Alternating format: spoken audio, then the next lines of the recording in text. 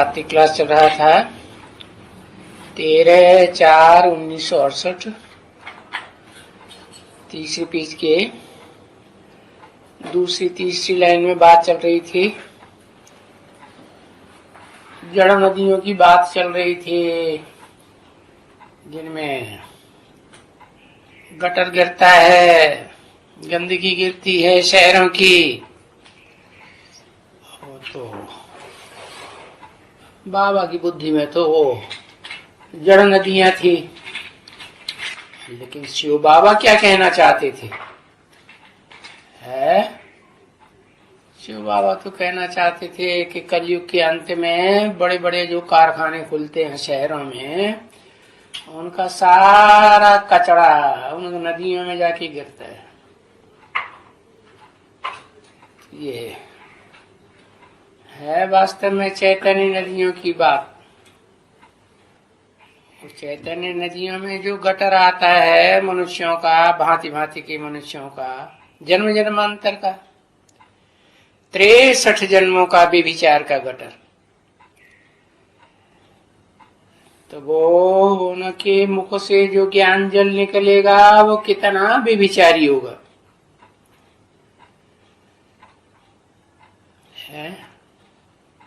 और उनके द्वारा सुनाए हुए ज्ञान में स्नान करते रहते हैं, जबकि बाप ने तो बता दिया सबसे फर्स्ट क्लास ज्ञान स्नान कौन सा है?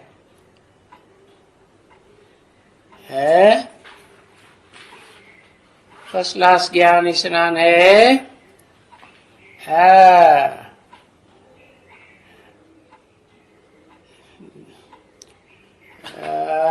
डायरेक्ट ज्ञान जल माने डीजल।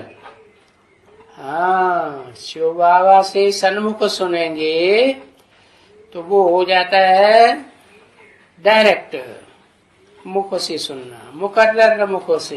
ये भी नहीं कि टेम्परेरी ब्रह्मा के मुखों से सुनना है। तो बताया कि ज्ञान का सागर तो वो बाप है,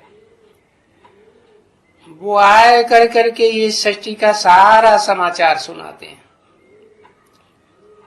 असली समाचार सुनाते हैं। बाकी तो नदियों में जो कचरा पड़ता है उनकी बुद्धि में, वो सारा कचरा तामसी ज्ञान ही सुनाएगा ना। बाप के बगैर कोई भी सच्चा समाचार नहीं सुना सकते सृष्टि के आदि मध्य अंत का, क्योंकि बाप तो चैतन्य है ना और बीज रूप है।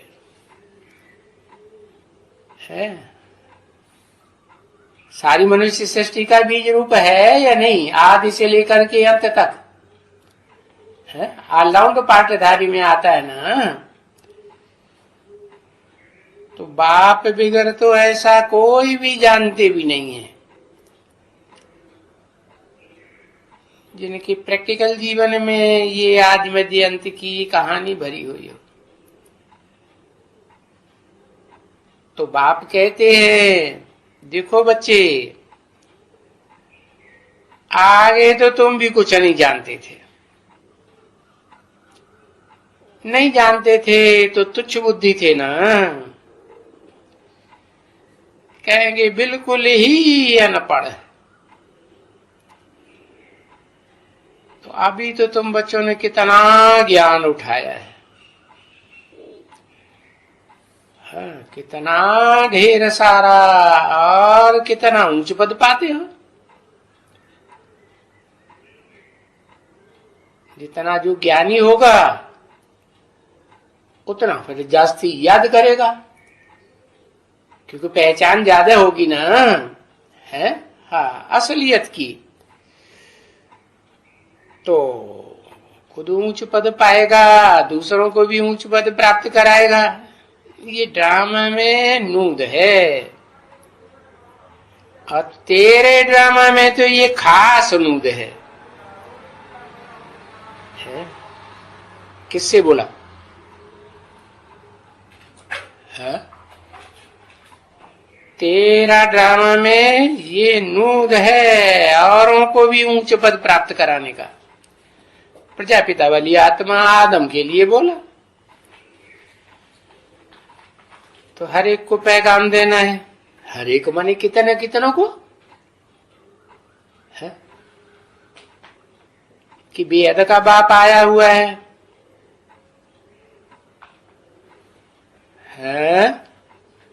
बस जो राज परिवार में आएंगे उनको 500-700 करोड़ को भी पैगाम देना है। हर एक माने कोई बचे नहीं इस सृष्टि रूपी रंगमंच पर पैगाम लेने से। क्या पैगाम? कि बाबा आया हुआ है। हाँ हाँ, ये जो बैज है ना, ये बैज की सेवा तुम कितनी भी दे सकते हो। यानी जो भाववान होगा, भावना वाला होगा, तो बोलो तुम कुछ समझ सकते हो। इसीलिए ये बैज बनाया हुआ है। और ये बैज भले लाख बनाओ, 2 लाख बनाओ, 3 लाख बनाओ, अरे बनाने की छूट दे दियो, कितने भी बनाओ।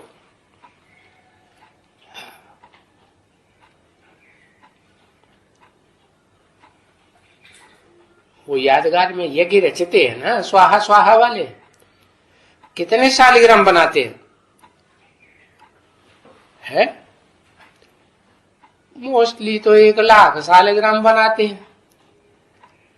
लेकिन बहुत बड़ा कोई सेठ होगा तो ज्यादा ब्राह्मणों को बैठाएगा शालिग्राम बनाने के लिए, तो कोई 2 लाख, कोई 3 लाख।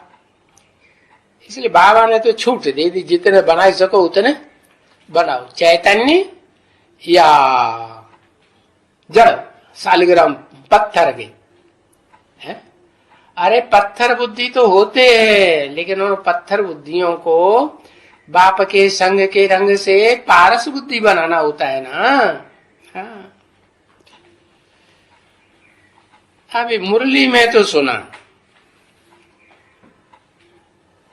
तो वो तो बनाने वाले को बनाना चाहिए ना, है? जो बनाने वाले होंगे वो तो फर्स्ट क्लास होंगे ना। कौन? अरे राजा रानी बनने वाले होंगे या नहीं होंगे? चलो राजा रानी बनने वाले न भी हों, राजघराने में तो आने वाले होंगे ना। हाँ, तो तुम बच्चे लाखों बनाने से वो तो और ही सस्ता हो जाएगा। क्या हुआ? कोई हर्जा थोड़ी है बनाने में। पत्रा भेज देने से ऊपर से उनसे ये ठीक है, बहुत ये पत्रे ठीक है जो अभी छप छप करके आए हुए हैं, ये हाथ में लेकर के सबको बांटो और सबको समझा करके बांटो। बताओ कि बड़ी से बड़ी, भारी से भारी एक भूल कौन सी है? जो पतित बन गए हो, क्या भूल है? भारी से भारी भूल है कि भाई गीता के भगवान को है, जो असली गीता का भगवान है उसको तो भूल गए है। और उस भगवान ने जो रचना रची उसको भगवान बना के बैठा ही दिया। कौन सी रचना?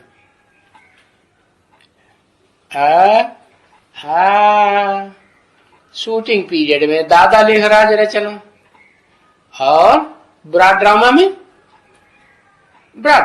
कृष्ण 16 कला संपूर्ण कृष्ण की रचना। तो ये भारी भूल है इसी भूल से तुम पतित बन गए, क्योंकि पावन बनते हो ज्ञान से। और वो ज्ञान एक के अलावा कोई दूसरे ने सुनाया, भले 16 गला संपूर्ण कृष्ण ही क्यों न हो, अगर सुनाएगा तो उसमें कुछ न कुछ मिक्स करेगा या प्योर ज्ञान सुनाएगा? हाँ, कुछ न कुछ मिक्स होगा। तो गीता के ज्ञान से भगवान ने पावन बनाया, और तुम तो झूठी गीता पढ़ते हो।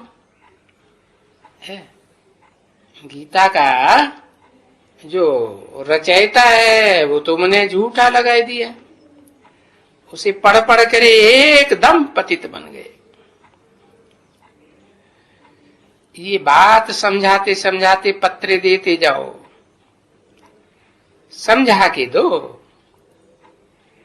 है और ये सर्विस करना कोई थोड़ी बात थोड़ी ही है क्या, कि गीता का भगवान सबको बुद्धि में बैठाओ।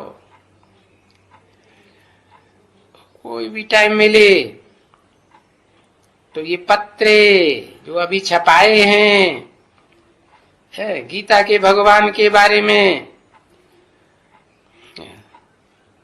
उसमें गीता का भी है और गीता के भगवान का भी है। बस ये पत्रे कच्छ में था, उठाया। अच्छे अच्छे मार्केट में, ये कपड़े के मार्केट में अच्छे अच्छे होते हैं ना व्यापारी, तो बड़े बड़े व्यापारियों को देखो, उसको बोले सेंटर आया, ये जो तो हम पत्र देते हैं ये मल्टी मिलियन पाउंड्स का एक एक पत्र है। वो हिंदी में उनको बताए करके कि ये पद्मों का रुपए का पत्र है, इसकी कीमत कम नहीं समझना, बिल्कुल अच्छी चीज है। तो इसको पत्र को संभालना, अच्छी तरह से खुद पढ़ना, और इसमें से कुछ न समझो तो जा करके समझाना। अरे समझाने में तो कोई पाई का भी खर्चा नहीं है, बिगड़ कौरी खर्च बेहद की बादशाही तुमको मिल जाती है। इस बात से कि गीता का भगवान असलियत में कौन है, और ये समझाना है तो कितना सहज। बच्चे बोलते नहीं है, जाते नहीं है, सर्विस चाहिए सर्विस चाहिए। अरे सर्विस तो बहुत है ना, ये जो पत्रे हैं ना बच्चे, अभी बाबा इन पत्रों की महिमा करते हैं, ये तो सबको छपाना चाहिए। अगर नहीं छपा सकते हैं तो बाबा के पास लिख देना कि पत्रे हो बाबा आपके पास, दो हमारे पास भेज दियो, हम बांटेंगे। और भले फिर वो बांटने वाले भले अपना अपना सेंटर का, अपने अपने दुकान घर का ठप्पा लगाए देवे है उनके ऊपर, और सबको समझावे कि ये बहुत अच्छा पत्र है। सिर्फ ये बेचारे ने भूल कर दी है जो बाद में हरा कर दिया है।